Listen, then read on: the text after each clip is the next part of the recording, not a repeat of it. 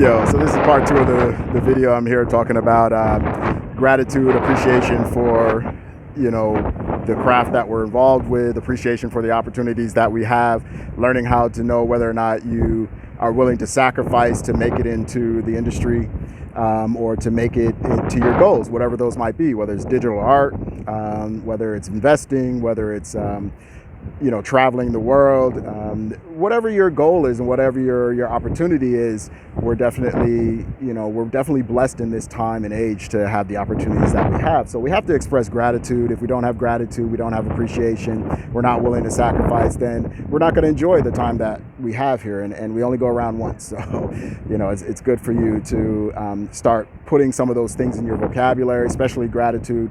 I have a lot of gratitude because, when I come to this particular spot, it means a lot to me.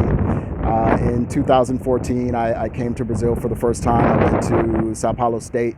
I was staying at an island there for about 2 months.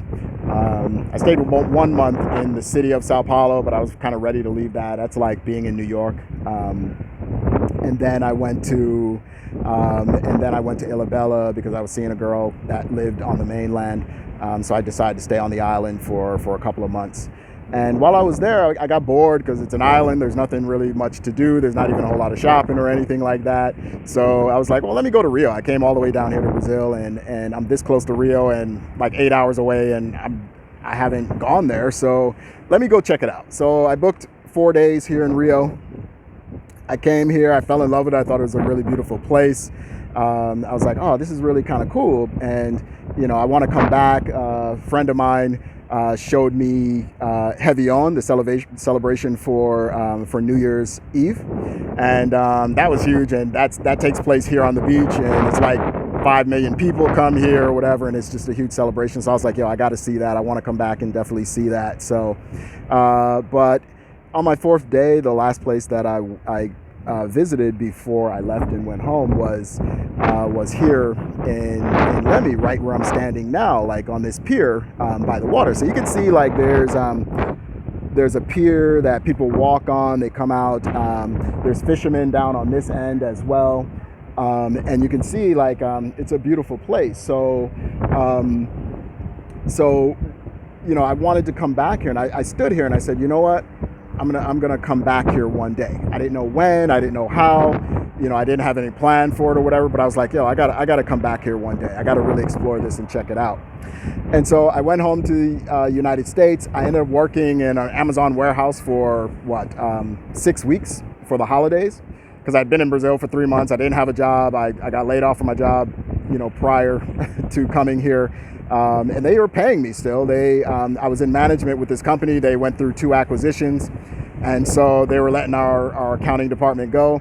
And they're like, okay, if you stay through July 1st or whatever, we're going to cut you a check for this amount. And then we're going to pay you like a balance, but we're going to pay you every 2 weeks until the end of the year or whatever. So I was like, okay, cool. So, I was able to come to Brazil on that money, and it allowed me to be here enough time to actually, enjoy myself and really let loose of the stress of the United States.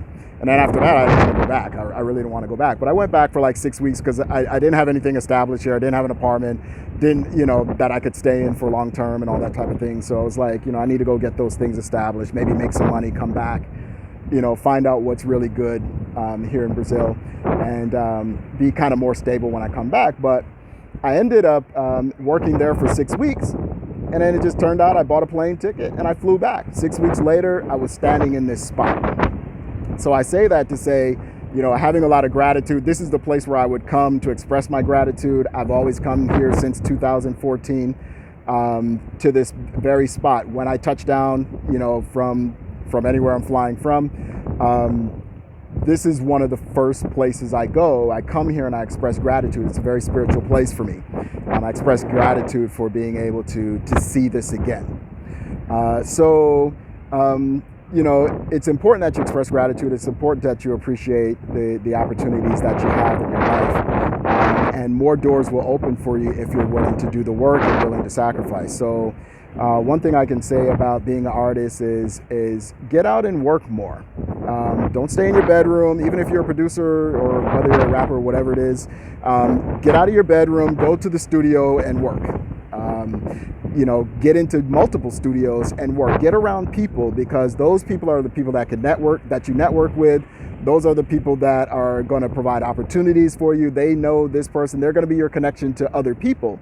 But don't go with the attitude that they have to connect you with people. Go with the attitude that you're there to work and knock out songs and just be part of the process, because that 10,000 hours that you got to put in to become a master at your craft is all counted when you're in the studio working. So those are some of the best hours that you can spend. When I owned my studio, it was great because I met so many people. I met two Grammy winners and one Grammy nominee. And they were recent Grammy winners too. They had both won within the last year. So these are people who were very, very successful. And it's really funny because they kind of came through people that were not necessarily, that were not connected in the industry at all. They just tended to know people. And they were actually not really even the most trustworthy people either. They were just people that were clients and people that I knew of, that I probably wouldn't trust with much of anything. So, but they introduced me. No, as a matter of fact, now that I think about it, it wasn't even two, it was three. It was three actual winners of Grammys. Because I forget, there was one guy, there's a black guy, I forget what his name is, but, he showed up one night to the studio with a guy. I didn't go back to my studio. I was like, look, I worked all day or whatever. I don't know who this guy is or whatever. But he showed up and picked my guy, AJ Platinum, up in a limousine, and they went to my studio because AJ had keys to my studio or whatever. And this guy, when I met him the next day, I had seen him on an episode of Making the Band, and I want to say it was the Backstreet Boys. I want to say he was recording the Backstreet Boys, but he was from Germany. And he had a fly house out there, like his house was beautiful. He had a studio in his house or whatever. And I saw him on TV, and when he was sitting in my sofa, I'm like, I know this dude. I'm like, where do I know you from? And he was there in Orlando working at Transcon. They brought him over from Germany or whatever, and he was going to be there for some months. And he ended up buying a house and a business and all that kind of stuff in Orlando. But I met him, just off this guy who used to like jerk me at the studio. Like he would tell me come for a session and he wouldn't show up, or he wouldn't have money or whatever. This guy. But this is who I met this guy through. I have no idea how he met him. I met another guy who. This dude played me demos. He had a production team. He had like six producers, his brother and some other people, and his brother worked on Gladys Knight album, and Gladys Knight had just won a Grammy. So they were shopping a deal for like 20 million. This fool played me his demo CD, and it was off the charts. Like I couldn't believe it. I was like, yo, this dude is really the truth. He's like, labels hate to see him coming because as soon as he come in the door, like they already know they got to open the books and spend money. This dude had a song. He played this song, and I'm like listening to the song. I'm like, yo, I know that voice, and it's Justin Timberlake.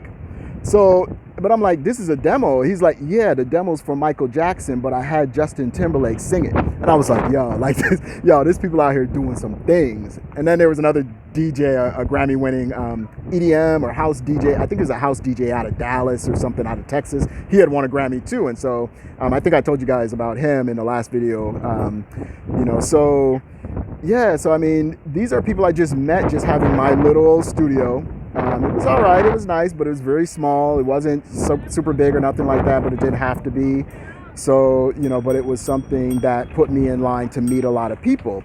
And my friend AJ, I gave him keys to my studio, and he produced for Jeezy. Jeezy was the first industry producer placement that he got. He got placed on a mixtape, and then he got placed on an album, that same song or whatever. Jeezy paid him out pretty nice for that. And so I worked with Kevin Costner, who was assigned, I think, to Atlantic or something like that at one point too. He did songs with P. Diddy and Fabulous and some other people.